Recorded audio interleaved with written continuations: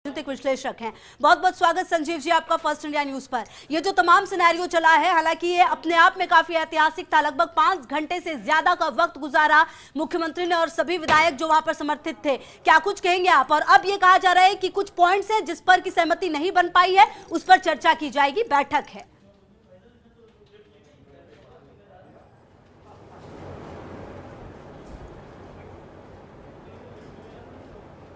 देखिए, राज्यपाल की जो स्थिति है ना कलराज मिश्र जी की जी, वो बिल्कुल सांप छछूंदर वाली स्थिति बन गई है। ना उनसे निगलते बन रहा है, ना उगलते बन रहा है। बात ये है कि ये तो अब स्पष्ट है कि कम से कम जिस समय हम बात कर रहे हैं संख्या बल, लोकतंत्र संख्या बल का खेल है। और इस समय संख्या बल 100 से ज्यादा विधायक अशोक गहलोत के साथ है। वो जाके प्रदर्शन कर चुके, 5 घंटे राजभवन में 100 से ज्यादा विधायकों के साथ वहां गुजारा है। अब राज्यपाल की समस्या ये हो रही है कि वो किस कारण पे, क्या रीजन बता के, क्या वजह बता के विधानसभा का सत्र आहूत करने को टालें। ये स्पष्ट है कि उनको किसी तरह का संकेत है या कोई दबाव है, कुछ राजनीतिक ऐसे घटना चक्र घूम रहा है दिल्ली से जिसकी वजह से वो नहीं बुला रहे। नहीं तो मंत्रिमंडल की सिफारिश के बाद कोई कारण ही नहीं है कि आप विधानसभा का सत्र नहीं बुलाएं।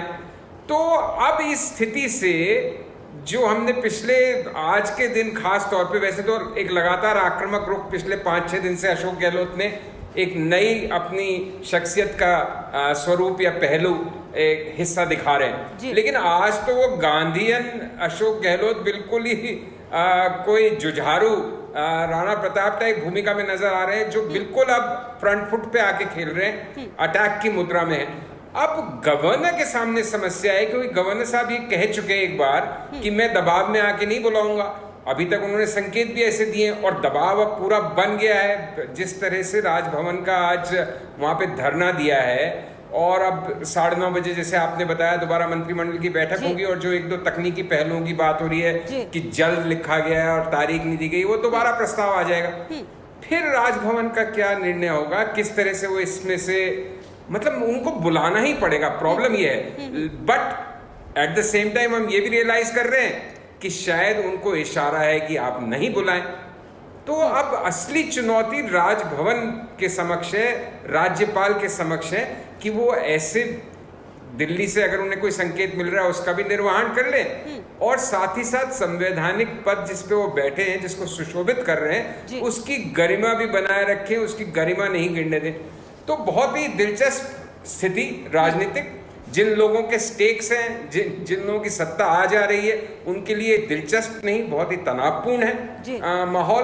बट जैसे मैंने पहले भी कहा था कि 27 साल बाद दिसंबर 1993 में इसी तरह का माहौल था। दिन भर बनीलाल भगत के सामने विधायकों और जयपुर की जनता के साथ भैरव सिंह एक तरह से छीन के ले आए थे निमंत्रण पत्र, और आज विधानसभा सत्र बुलाया जाए, इसका निमंत्रण, इसका आदेश एक तरह से जबरन लेने का प्रयास कर रहे हैं, जो बहुत ही दुखद स्थिति है। लोकतंत्र में ऐसा होना क्यों चाहिए? एक बार मंत्रिमंडल ने कह दिया, राज्य सरकार ने कह दिया कि हम चाहते हैं विधानसभा सत्र आहूत किया जाए, उसके बाद इतनी दुविधा, ये आज के राजनीतिक परिदृश्य पर एक तरह से उसका एक चेहरा है जो आजकल जिस तरह की राजनीति देश में हो रही है।